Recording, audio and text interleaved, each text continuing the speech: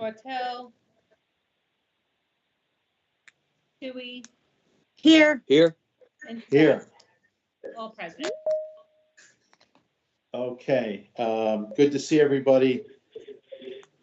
All right, I just got a text from Commissioner Miller that she does not have the link for our meeting, so that's a problem.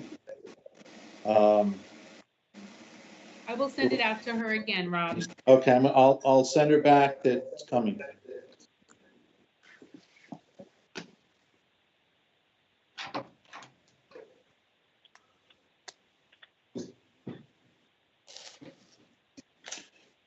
Okay, so I just text Darcy Miller that Dorman would be sending that out to her. And then we just have her monthly report. I will say this while we're waiting. I spoke to Anne Marie Maglione today. And of course, the Office for the Aging is really already starting to see the effects as we head into fall and into winter here. We're in fall and as we head into winter and have been very busy there. So I'm going to have her come to our next meeting to give you all an update on what they're doing. You'd be amazed at what that Office of the Aging does. So I think everyone would benefit from hearing from her. So I'll have her at next month's meeting to fill everybody in. Let's see if we can get Darcy here. She's here. Darcy's here. Where? Hi, Oh, there you are. I'm here. Okay. All right, Commissioner Miller, good to see you. Glad you got on here. So welcome to our December meeting, and the floor is yours to go through your monthly report. Very good. Thank you. It's good to see all of you who are on camera virtually. It's been another busy month. Lots happening across our community. As we go through our monthly report, you will note that we continue to have lowered caseloads in our temporary assistance and our family assistance. It's ironically, as we look at our end of year planning for our budget, we know that these numbers are going to shift as this pandemic continues, as unemployment benefits run out, as other people recover more quickly. Those who are most vulnerable are likely to recover last, and we will see a rise in all of those needs across our community. Our SNAP benefits continue to receive applications fast and furious, and we are processing them as quickly as possible. It's a little cold out today. Reminded of how important heat and having heat energy is to those in our community. And again, our team is processing those as quickly as possible. Homeless numbers, I was saying to the county executive just the other day, our numbers are the lowest that they've been in quite some time, and that's related to this eviction moratorium. Even with the numbers being as low as they are, our providers, not only all of our temporary housing providers under contract, but also those warming centers in Port Jervis, Middletown, and Newark, they're challenged by having barriers in place and distancing in order for people to be safe who come into the warming centers. Somebody has a very active dog. That's what mine would be doing if I was home. And we also have the challenges of them getting volunteers, because people who came out readily in the past are fearful of COVID or experiencing COVID themselves, or in the chronic population that are concerned about the impacts of COVID. So they're struggling to manage, but they're doing the best they can, and really send out great appreciation to them for their work. Medicaid numbers, the latest we've gotten from the state is through July of this year. So as of November 2019, there were 304,000 individuals receiving Medicaid in our county. We expect those numbers to be updated at any time. Typically they come in every 2 or 3 months, but the state employees are still out of office, so working remotely may have unique challenges for them.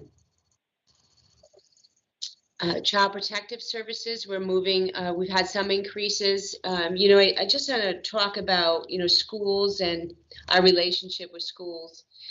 We have been working to expand our relationship with schools for decades, really. We've had a Tier 2 committee that we're represented on, that has school representation, has BOCES representation, and that those individuals shift on and off throughout the districts. But ultimately, it's an opportunity for us all to get to know each other, to share our resources, and to rely on one another when we have needs. And now more than ever, we see those relationships happening. For example, the Newburgh School District, we meet with them in a cross-system meeting once a month to talk about their students, those who are a vulnerable population with mental health needs. As you know, we have a school satellite there. We also have a very well-developed relationship between our child welfare and the Newburgh School District. When they couldn't contact students, when they lost contact with their students, we developed a relationship where they could call out to us, and through Terry Torchio and our eligibility program, we're able to identify 59 new addresses for them to re-engage students back into their district. So just a real success story of our relationship with the districts. We know that them having access to children will likely increase the number of calls that we'll get as they identify concerns on behalf of children. We are working to address those every day. Our raise the age. Again, those numbers are low. We've talked about them every month when we come together. The collaborative team between Steve Pack, who's a contractor for us, leads this and pulls these stats together for us, but also probation, mental health, and social services, doing a single point of access, bringing you through and identifying which door is most appropriate and what services can help to empower them to be well and stay in our community. We've had no PINs placements and out of placement services, and we've had low numbers of JDs and JOs placed. We have seen with the result of the raise the age and some of the change in need for placements that we have a reduction in services available. So a non-secure detention center, which we've often relied on. In fact, we contracted for 6 beds through Asher Services that provided those for us in the past in Berkshire. Ultimately, we weren't filling those beds, but we were still paying for them. We weren't using them. So we had to remove ourselves from that contract, which is kudos to us. But unfortunately, that meant that they could not remain open here in Orange County. And when we do have a youth that needs non-secure detention, we will be traveling a distance to find a bed for them as much as 2 hours away. But it's a success story that has a negative outcome, which we just don't have the service local. Fortunately, we don't need it often. I said that, by the end of the year, we may reach 300 for children in foster care once the courts start processing adoptions and have those children successfully in forever homes, and we are still trending in that direction. So again, very pleased to see that number.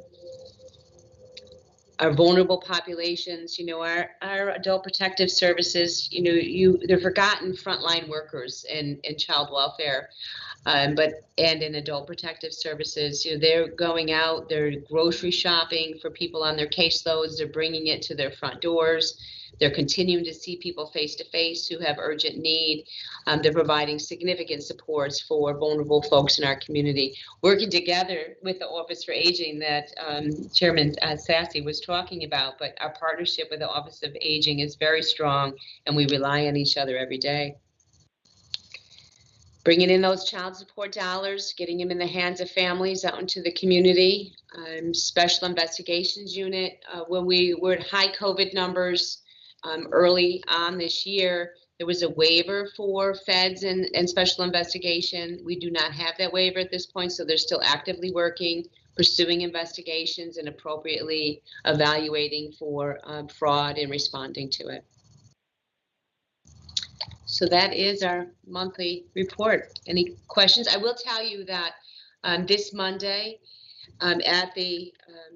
with the support of the county executive, with human resources, guidance, and the Department of Health, we have moved to an AB work schedule. And that means that we have staff in the office on 1 week, and then a team, and then they work remote, and another team comes in the second week. Fortunately, that decision was made in the time that it was. I was on the phone with commissioners from across the region just yesterday, Their county lost their full Medicaid team. Another county lost their full TA team. So when you have high numbers of COVID and exposure, the way our staff sit, they're all in open spaces with cubbies. You have exposure in your unit, you potential to wipe out your entire staff, either because they're quarantined because they've been exposed, or because unfortunately they've come in positive. So we are struggling with getting full remote work for our eligibility teams, which is complicated because of state systems and equipment and access. But they're all working very hard, and we appreciate the flexibility of our staff and their commitment to staying safe and keeping each other safe. So we will continue until our numbers reduce here, and it's recommended we can return full-time back to the offices. And we'll work as hard as we can to meet every regulatory requirement with some advocacy for waiver relief pending. Okay, Darcy, I know your department too, your folks are working above and beyond and overboard, so we do appreciate all of that. Please extend that to your staff as well. You know, I'm sure you're seeing a lot of bad situations. I had one observation and a question there. I did notice that the CPS numbers are ticking up slightly over the last few months. I mean, can we expect that trend probably to continue a little bit as people are locked in their homes? You know, I think I've mentioned before, when you think about our multidisciplinary team and our child advocacy center team, the serious incidents of abuse and or neglect have been making their way to us, including, you know, when parents are using substance and unable to care for their children. So, you know, that either through community referral, family referral to the hotline, provider referral to the hotline, maybe even pediatrician referral to the hotline. Those cases we've been processing fully. I think some of the cases that we're missing are lower levels of neglect and or school neglect. Yeah. So because they're not in school. So we see some uptick of that as school was back in session for hybrid. So yes, I do believe that we will see those numbers go back up. What we really hope is that any child who is unsafe, who's being significantly neglected or abused, either sexually or physically, that we are getting those children.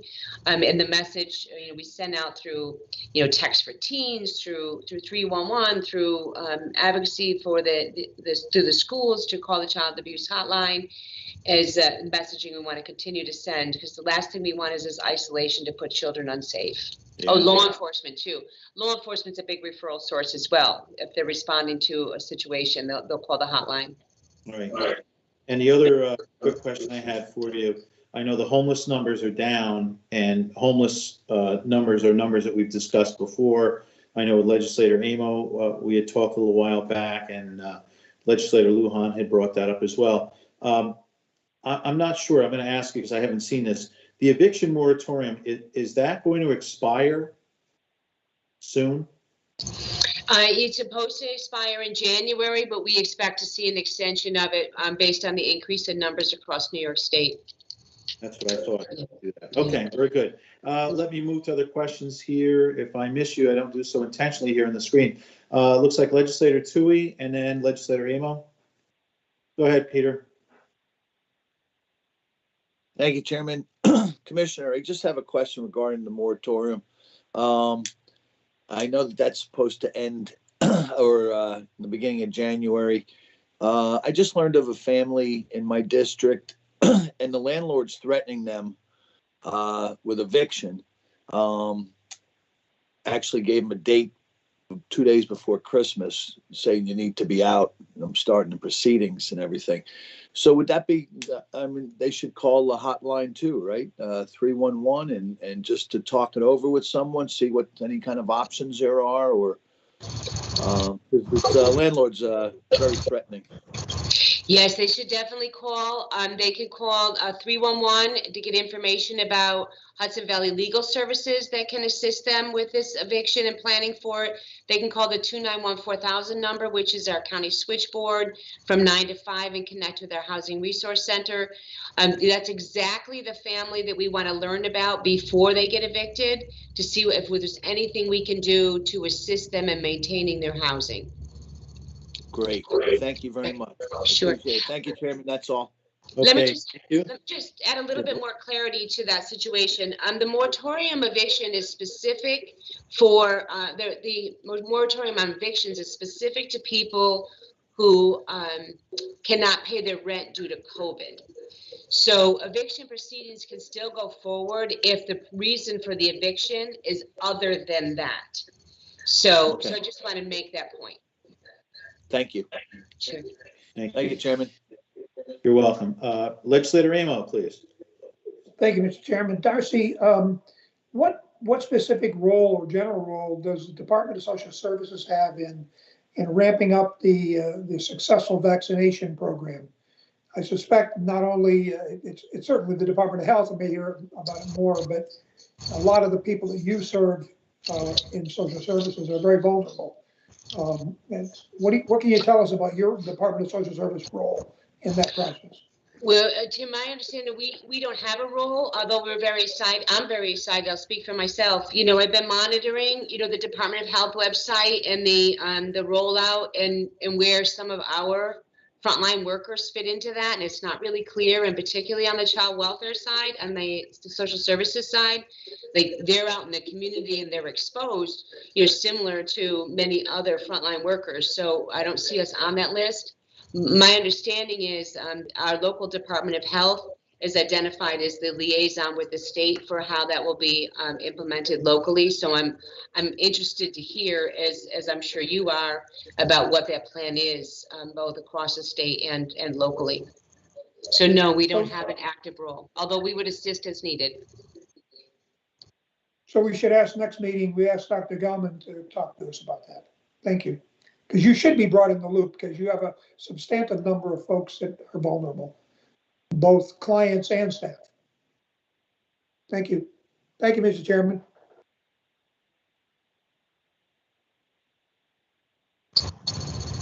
Legislator Sassy, you are muted.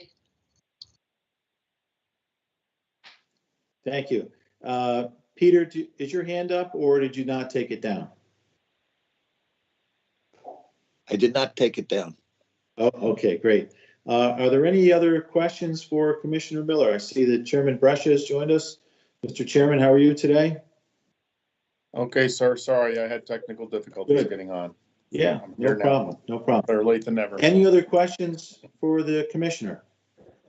Okay. Rob, you Seeing can't, none, I can't, oh, Rob, it's Janet, I'm sorry, I can't raise my hand because I'm calling in. But I just wanted Oh, sure, to go ahead, go ahead. applaud the commissioner and the department for their Text for Teens program that they have. I have spread that word with so many of my students and the other social workers, you know, throughout BOCES and other school districts, and just, it's really a great program. So thank you for having it. Great, thank you. I did get your text. Thank you for that acknowledgement. Okay, anyone else for Commissioner Miller? Okay, Commissioner, thanks a million and happy holidays to you and your family. Stay safe and we'll see you in January. Happy holidays to all of you. We'll miss your luncheon this year. Yeah, Right? it's too bad. I know. Take Next good care. year. Stay well. Okay, motion to adjourn, please. Take care. Do I have a motion to adjourn? So moved, Motion Julie. here. And Amo. Second, Okay, Toya. all set. Thanks. Doreen, you all set? We're all good, Rob. Thank you. Thanks, everyone. Take care.